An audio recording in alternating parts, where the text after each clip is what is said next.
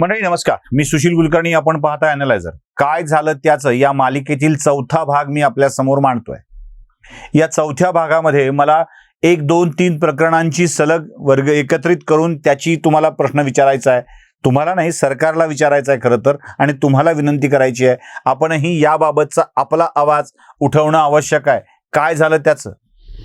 मंडळी, हे प्रश्न मी यासाठी विचारतोय, मी स्पष्टपणे सांगतो, यासाठी विचारतोय की राज्यातलं सरकार बदललं आहे. सरकार बदलून 1.5 महिन्याचा कालावधी झालेला आहे. हे सरकार बदलण्यासाठी आपण सगळ्यांनी मिळून प्रयत्न केलेले आहेत. मागचं सरकार सामान्य माणसांचं काहीही ऐकत नव्हतं, सामान्यांचा आवाज बुलंद करत नव्हतं किंवा आवाज दाबण्याचा प्रयत्न करत होतं.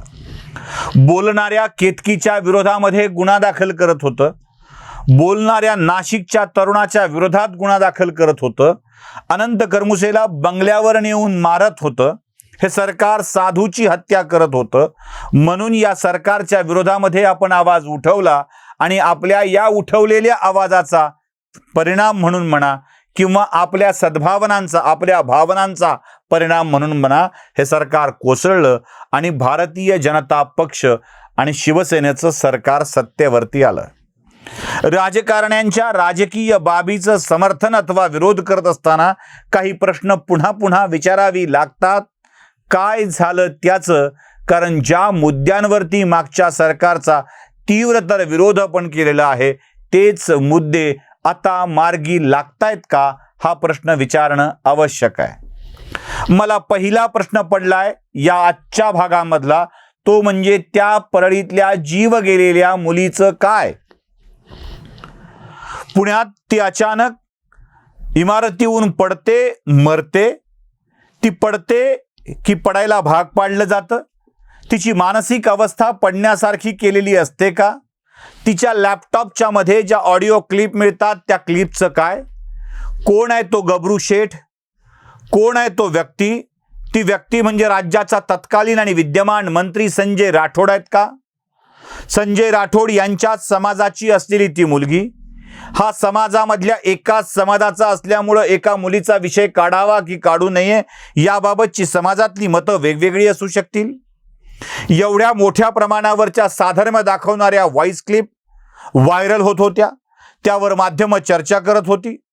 अचानक पुणे पोलीस संजय राठोड यांना क्लीन चिट देतात. त्या क्लीन चिट दिलेल्या विषयावर चित्रा वाघ सहित भाजपचे सर्व नेते आक्षेप व्यक्त करतात. भाजपच्या लोकांना ही क्लीन चिट म्हणजे अगदी वेडगळपणा आणि पोलिसाबळाचा वापर असं वाटते.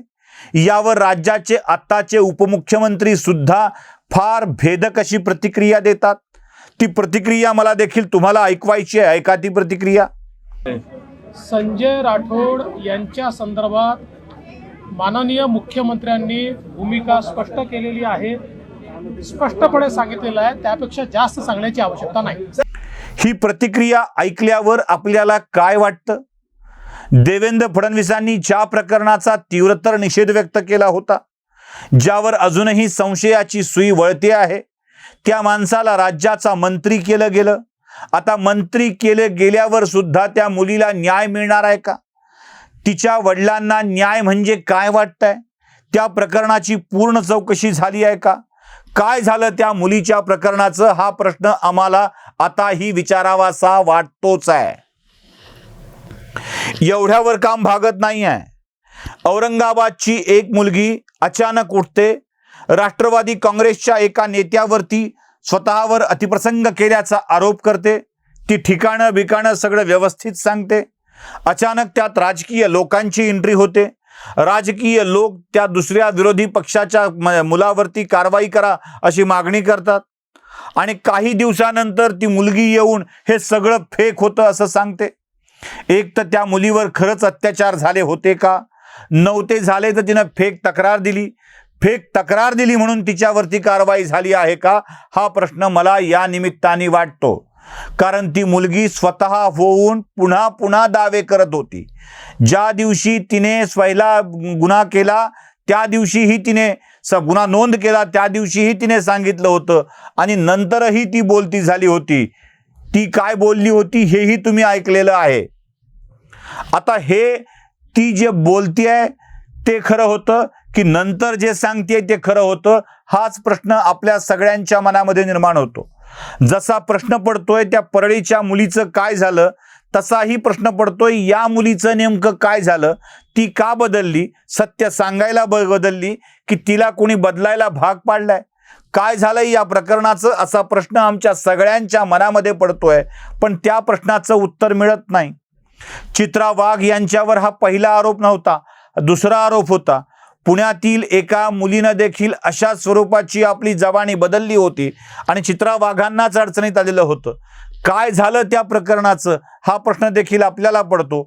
याची चौकशी आता नव्याने सुरू होते आहे का, आणि नसेल झाली तर का होत नाही आहे, खरंच यातला क्लिअरन्स आहे का, हे देखील समजणं आवश्यक आहे.